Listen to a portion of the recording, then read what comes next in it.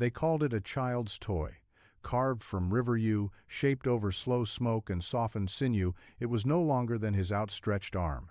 While others in the tribe forged bows as tall as their chests, thick as wrist bones and heavy with pride, his looked like something left behind by a forgotten apprentice, but he didn't laugh with them. He didn't argue either. He just bent the wood slowly in the half-light of his lodge, feeling it flex under his fingers, humming softly, not a song, but a breath. The bow was not for show. It was not for war cries or ceremonies. It was not for contests or intimidation. It was made for the moment just before a bison turns its head when the wind stills, and all that matters is whether the arrow listens. The others didn't understand. They called him Tahu, Quiet Root, because he spoke little and stood still for too long. He was not the strongest, not the fastest, not the son of a chief. His uncle had tried to teach him the warrior's draw, but Tahu's fingers cramped on the larger boughs, his shoulders burned. So he stopped trying to impress. Instead, he remembered. There had once been an elder, a bowmaker, with hands stained red from cedar dust and eyes pale with cloud. He'd spoken only in fragments, but his teachings had stuck to Tahu's bones like sap. One day, when Tahu was still a child, the bowmaker had whispered, "The arrow is not pushed, it is released, like breath after truth." That stayed with him. So when the time came for Tahu to make his own bow, he didn't follow the others to the mountain ash or the big elk sinews. He went down to the riverbank at dusk, found a narrow branch that had bent with the winter winds instead of snapping. He sang to it under his breath as he cut. He boiled sinew not from the leg of a deer, but from the long belly strand, thinner, faster, lighter. He rubbed the wood with oil from crushed acorns and burned its tips gently until they curled like the edge of a sleeping leaf. By the end of the moon, it was finished. When he brought it to the training circle, the laughter was immediate. One boy clutched his side and shouted, "Did you steal that from a girl?" Another smirked, "Even the crows won't fear that string." A warrior leaned in and said flatly, "You'll die with that thing in your hand, little one." Tahu said nothing. He simply strung it once, slow, then let it hang at his side. Later that night, he sat alone at the edge of camp, watching sparks rise into the sky. He ran his fingers along the bough's curve. It felt like holding a story no one else had heard. Small, yes, light, but not weak, never weak. He whispered to it as he traced the grain. "When the moment comes, you and I will speak louder than all their noise." The hunting circle was sacred, but no one acted sacred that day. The men stood in a wide ring near the edge of the prairie, boughs slung across their backs, each one leaning with exaggerated pride on their weapons. These were the finest tools in the tribe, layered with bone plates, decorated with dyed sinew, tall enough to reach a man's shoulder, and strung tight enough to bring down a bull elk at 100 paces. The arrows they carried were barbed, sharp, thick, loud in presence even before being loosed. And then there was Tahu.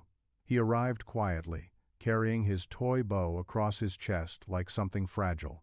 His quiver was small, his arrows thin. Some of the men didn't even notice him at first until he sat down cross-legged near the fire and began oiling his bowstring with a smooth stone, humming a soft tune under his breath. That's when the joke started. One man, Mataska, big, boisterous, already successful in the last bison hunt, leaned toward another and pointed with his chin. "You see that? The wind might snap it before a bison does." Another added, "Maybe he plans to chase the herd and poke them gently until they fall asleep." Laughter. Tahu didn't flinch. He turned the bow slowly in the light, watching how the oil sank into the fibers. His fingers moved with rhythm, not defense. He knew what they thought, that he was weak, that his bow was laughable, that it didn't belong in a serious hunt. But they didn't know what the bow had seen. They didn't know that Tahu had tested it for weeks, not for distance, but for accuracy, for quiet, for the way it could release an arrow with almost no sound, no trembling, no resistance. They didn't know that he had struck down birds mid-flight without scaring the others, that he had pierced a willow branch from across a river without the string even whispering. He had learned patience, the kind no one saw, the kind that made a single shot more powerful than a storm of them. Still, the mocking spread. An older warrior called out across the fire, "You're not joining the hunt with that, are you, Tahu?" Tahu looked up. His voice was calm. I am. More laughter. Some of the men looked away, slightly uncomfortable now. Others leaned in, amused. They liked their entertainment bold and easy. The chief's son, who rarely spoke at all, finally said, "If a bison sees you holding that, it might just stop running and laugh itself to death." Even Tahu smiled at that. Not because it hurt, but because he knew. Let them laugh now. When the charge came, when the thunder of hooves would shake the bones of the earth and the breath of the beasts would rise like mist, they wouldn't be the ones who stood still. He would, and his arrow would remember everything they forgot. Tahu didn't always choose silence. Once, as a boy, he shouted with the others. He mimicked the calls of eagles. He raced through the tall grass with a stick bow, yelling at the sky, pretending to bring down the stars. He had laughed then, loud and careless, before the blizzard that took his brother. Before the hunt that left only one bow unbroken in the snow. It had been a hunt much like the one now. A winter one, desperate. The men had gone out heavy with gear and pride, each carrying bows thick with weight and arrows like spears. His brother, Talon, had made his own bow that season, tall, strong, carved from ash, and finished with deer bone. It had taken him 3 moons to shape, and when it was done, even the elders admired it. Tahu had followed the hunting party that day, just outside the circle. Too young to shoot, but old enough to watch, and when the storm came sudden, roaring, white like 1,000 birds crashing down at once, the tall boughs cracked. The strings froze and snapped like brittle hair. The men scattered. Talon had stood fast, drawing once, firing through wind thick as breath and mist. He'd tried to draw again, but the cold had seized the wood. His fingers refused to close. They found him 2 days later, curled beside a tree, the bow shattered across his knees.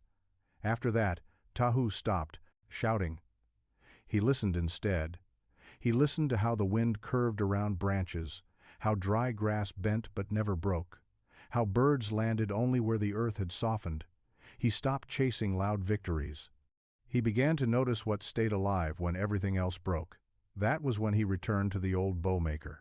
The elder had little left, just stumps of wood, half-finished arrows, scraps of sinew too small for the proud hunters. But Tahu asked questions no one else thought to ask. What does the wood want to be? The old man had smiled, one tooth left, and answered, That depends on how long you're willing to listen. Years passed. Tahu grew tall but lean. His arms never thickened like the others. His chest stayed narrow, but his hands, they grew steady. He could tie knots no one else could untie. He could twist sinew so tight it sang. He could bend wood until it held its own breath. He chose silence not because he lacked voice, but because he wanted precision. Loud. Things broke first in the cold. That's why his bow was small, so it wouldn't snap in sudden winds. That's why his string was thin, so it would flex with frost, not against it. That's why his arrows were narrow, to slip through air like whispers instead of fight it like fists. So when the warriors laughed, when they barked and boasted and strutted with their great bows on their backs, he said nothing. Because he didn't need them to understand, he needed the arrow to. The bow was more than wood. Tahu knew that now. It had taken weeks of shaping, months of listening, and years of memory. But the bow wasn't just a weapon, it was a thread tied between worlds. Between the silence before the storm and the breath just after the arrow leaves your hand. It began with the yew, a crooked branch growing at the bend of the river where water whispered even in winter. He had waited until the tree sang in the wind, until it bent just slightly but didn't break. Then, with flint and respect, he cut it at twilight and thanked it 3 times. Once with touch, once with song, once with silence. The shaping was slow. Each curl of bark peeled with breath. No blade screamed against it, only the hiss of steam and the patience of coals. The old bowmaker had once said, If you rush the shaping, the spirit leaves. The wood remembers the insult. So Tahu never rushed. He boiled the sinew with sage and marrow. Not in open flame, but in a clay pot nestled in hot ash, where the heat rose gentle and even. He stirred it with a hollowed twig until it pulled like string from the bone. He twisted it as he'd been taught, one hand steady, one hand breathing. Pull, turn, wait, pull, turn, wait. It wasn't about strength. It was about listening to the tension, letting the fibers tell you when they were ready to bind. That's when the spirit entered, not in a flash of light, but in the moment when the sinew stopped resisting and started humming like it, remembered its purpose. He wrapped the handle with softened deer hide, not for grip, but for memory. The hide came from a doe his brother had brought down during their last hunt together. The tribe had used the meat, his grandmother had tanned the skin, and Tahu had saved the smallest piece, knowing one day it would become something sacred. When the bow was complete, he didn't string it right away. He set it near the fire for 3 nights. Each night, he lit a small flame, ground cedar into the coals, and sat beside it, holding the unstrung bow across his knees like a sleeping child. He didn't speak, he didn't sing. He simply breathed with it. Let it feel his warmth. Let it know his rhythm. On the 4th morning, when the snow had settled clean across the earth like a fresh story waiting to be told, he strung it. The bow bent without groan. The sinew held without creak. The curve was perfect, not symmetrical, but balanced, like a hawk's wing bent in mid-flight. That day, he fired 3 arrows into the heart of a dead tree from 40 paces. The sound it made was not a crack, not a thump, but a hollow thwop, soft and deep, like the tree knew it had been chosen. The spirits had entered the fibers not because they were summoned, but because Tahu had made room for them. In every choice, in every silence. His bow was not powerful, it was alive. The first bison tracks were found near the frozen lake. Matoska was the one who spotted them, deep, wide prints that crushed the snow like thunder frozen in place. The tracks were fresh. Steam still hovered where the beasts had urinated. That meant the herd was close, maybe less than a mile beyond the ridge, maybe even watching. Word spread fast. Within the hour, the hunters had gathered at the edge of the tree line, 8 of them in total, including Tahu. They painted their faces in streaks of red ochre and white ash. Not for war, for honor, for focus. The way their grandfathers had before them. The silence was thick, broken only by the soft creak of bowstrings being checked, arrows being counted, breath being slowed. Matoska gave the signal, and the line moved forward. Tahu followed behind, his small bow slung across his chest like a secret. His feet made almost no sound. The others carried large war bows wrapped in rawhide and reinforced with bone. Their arrows were thicker than 2 of Tahu's combined, barbed at the tip, heavy in hand. Each man carried 5 or 6. Tahu carried 11 thin, balanced, sharpened to a whisper. They crept over the rise, bellies low to the snow, and then they saw them. A herd of bison, maybe 20, maybe more dark shapes in the pale dawn, steam rising from their backs like ghosts made of breath and winter. The lead bull stood higher than a man's shoulders, its head enormous, its hooves the size of cooking stones. The herd grazed slowly, unaware or unconcerned. Matoska signaled with his hand. They would circle. 2 would drive from the left. 3 would flank from the right. The others would shoot from high ground. It was a plan born from seasons of watching. When it worked, the herd panicked, scattered, and the weak or young were taken in the confusion. Tahu did not speak. He nodded when called, moved when told. But his eyes weren't on the herd. They were on the wind. It shifted suddenly, not toward the bison, but across the field. A bad sign, the kind of turn that carried scent in the wrong direction. If the bulls caught it, the hunt would unravel. No time to adjust. No room to argue. They moved anyway. The flanks spread. The drivers crept forward, sticks in hand to beat the snow and stir panic. Matoska readied his first arrow, sighted the largest cow. Tahu stayed low behind the rocks, his small bow cradled in one hand, 2 arrows in the other. The beaters struck the snow. The herd lifted their heads. The ground began to rumble. They moved not away, but toward the rise. Not scattered. Charged. And then, from the back of the herd, a massive bull turned separated, furious, confused by scent, blinded by fear, and barreled toward them like the mountain itself had come alive. The plan was forgotten. Men scattered. Bows dropped. Matoska fell to one knee, scrambling for a second arrow, his fingers trembling. Only Tahu stood still. The earth didn't shake. It heaved. The bull was charging now, a wall of muscle and bone and thunder pounding across the snow. Its breath came in clouds, its hooves cracked through crust and ice like drumbeats from the underworld. Snow sprayed in waves with each step, and the sound wasn't like anything human. It was deeper, older. A growl of weight and fury that spoke one word through the frozen air: move. The others did. Matoska dove left, barely avoiding the bull's shoulder. Two more scrambled behind the rocks, abandoning their shots. One man screamed as he slipped, his bow flying from his hands as he rolled downhill. There were curses, shouts, the clatter of arrows hitting stone. But Tahu did not move. He stood on the rise, knees soft, eyes steady, his little bow resting lightly in his left hand. The arrow knocked, drawn not fully, not to the ear like the others, but halfway. Just enough. The wind shifted again. Right across his cheek. Perfect. He didn't look at the bull's eyes. He didn't look at its horns. He looked at the space between the two, a small hollow above the ridge of bone, where the skull thinned before thickening again behind the crown. A place no one aimed for. A place most believed no arrow could pierce. He exhaled. The string whispered. The arrow flew. It didn't make a sound, just a flicker of motion against the white. Then thunk. Not loud, not dramatic. A soft, sick sound. Like a drum that had cracked. The bull staggered. Its front legs caught, slipped. It took one more lurching step, then fell. The snow swallowed the noise, and then silence. Not one of stillness, but of awe. The kind that follows the impossible. Tahu stood motionless, bow still in hand, breath calm. He didn't shout, he didn't raise his arms. He just stared at the beast, watching the steam rise from its collapsed body, listening to the way the world held its breath. Behind him, Matoska rose slowly, staring wide-eyed.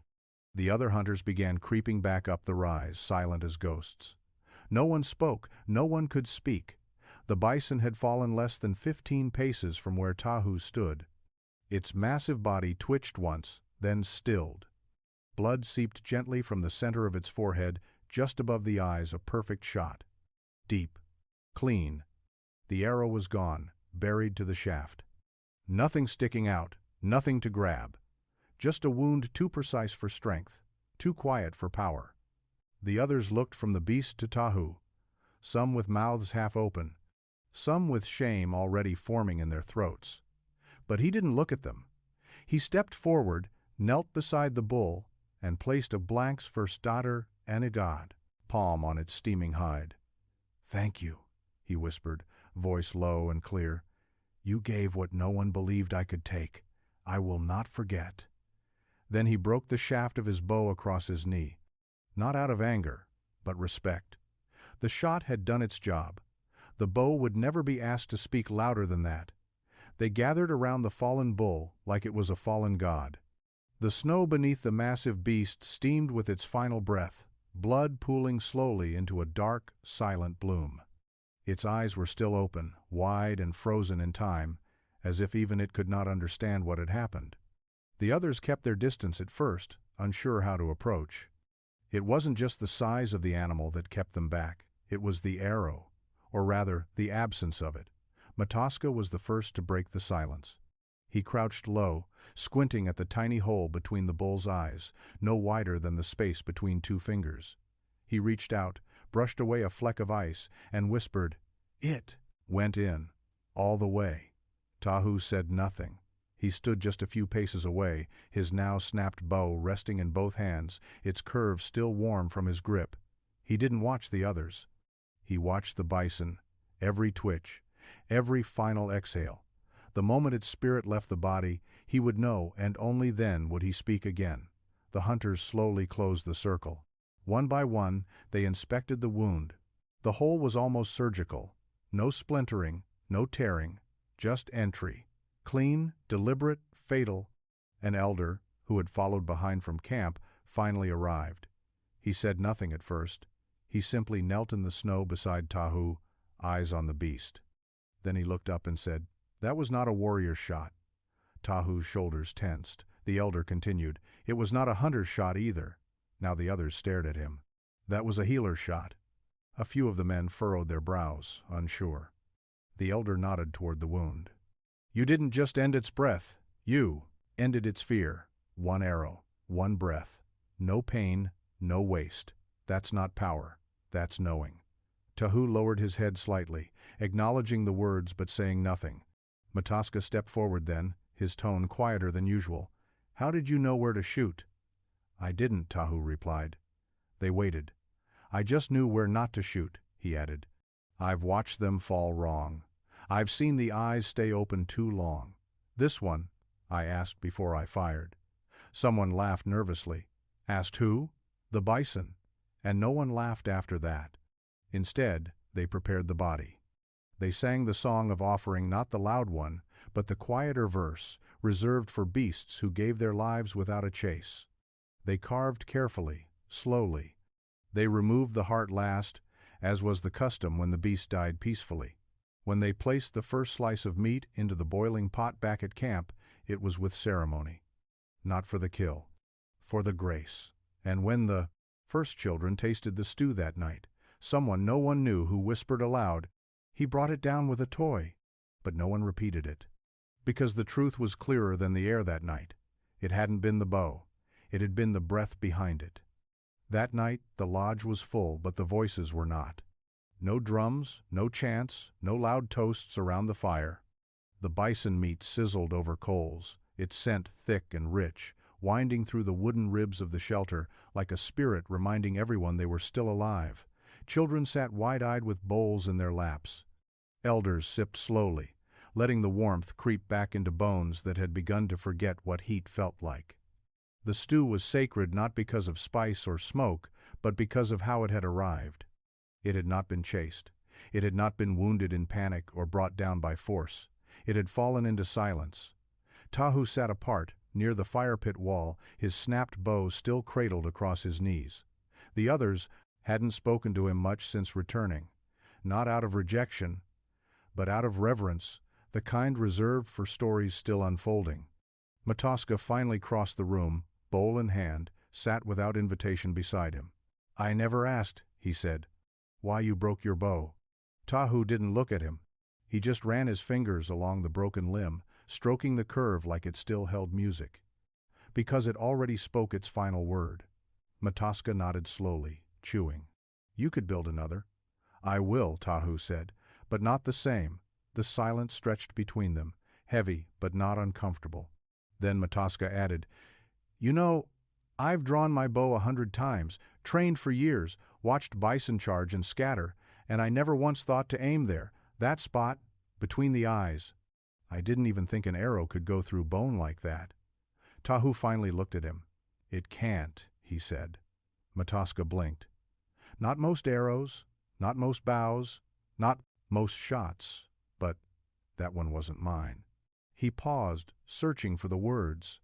"It belonged to the breath I was holding, to the moment, to everything I'd practiced when no one was watching. That shot wasn't pulled, it was released."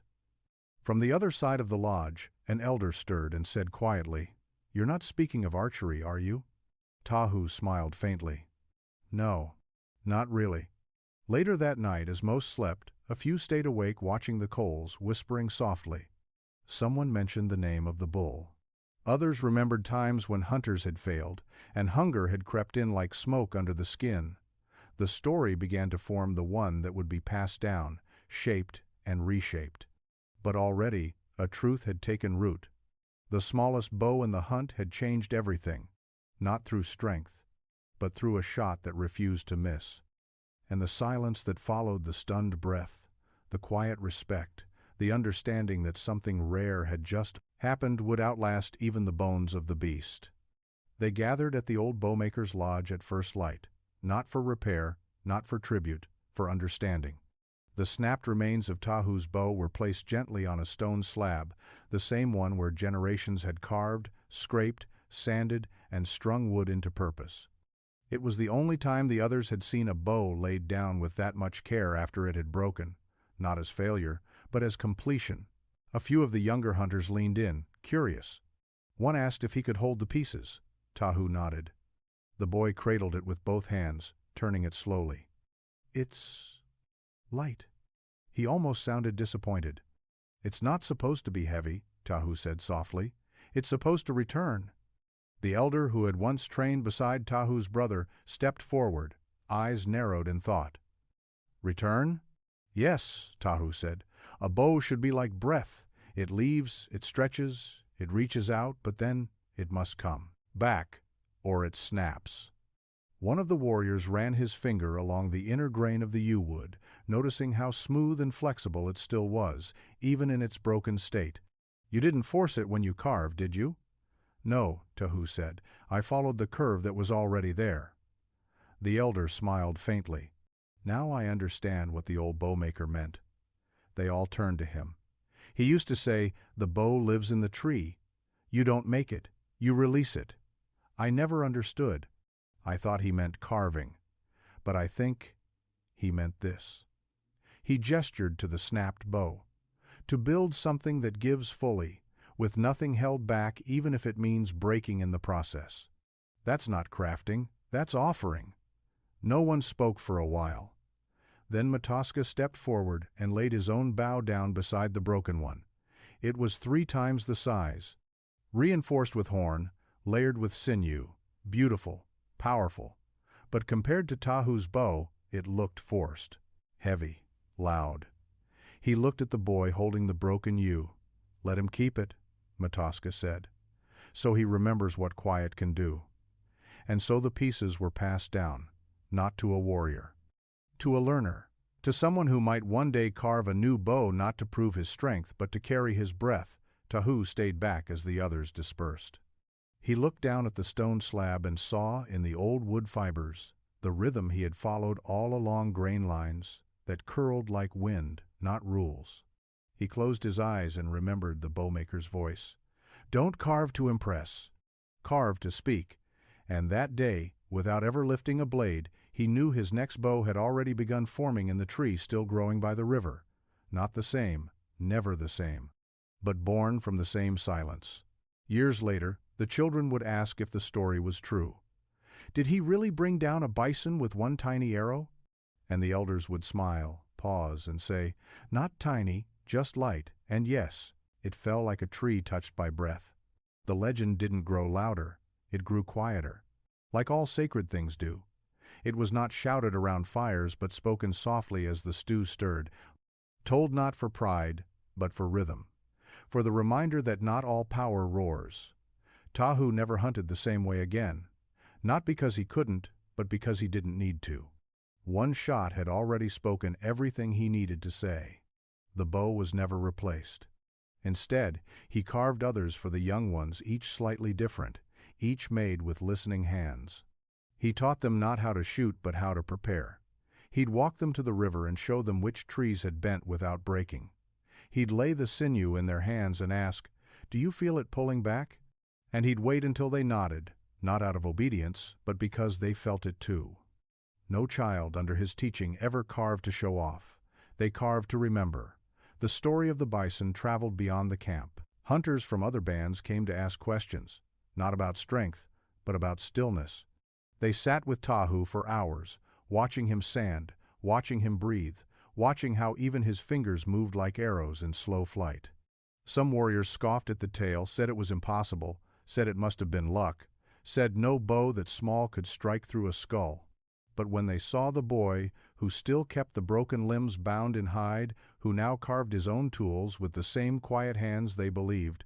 And years later, when that boy became a hunter in his own right, he returned to the same ridge, not to shoot, but to leave an offering. He buried half an arrowhead, not the full thing, just the tip, as if to say, sometimes even part of a thing is enough. In time, the tribe hung the broken bow in the main lodge, not in the center, where war trophies hung, but near the eastern beam, where the morning light touched first. Beneath it, they carved the words that came to define the legend. The breath was enough. And when young ones asked, "What does it mean?" the elders would reply, "It means the quietest moment can change the world. It means you don't need to be feared to be effective. It means a whisper can stop a storm. It means he didn't miss because he never needed to shout to be heard." And that's how the bow that was once mocked became a story carved not in wood, but in memory light enough to carry, sharp enough to be remembered, and true enough to never die.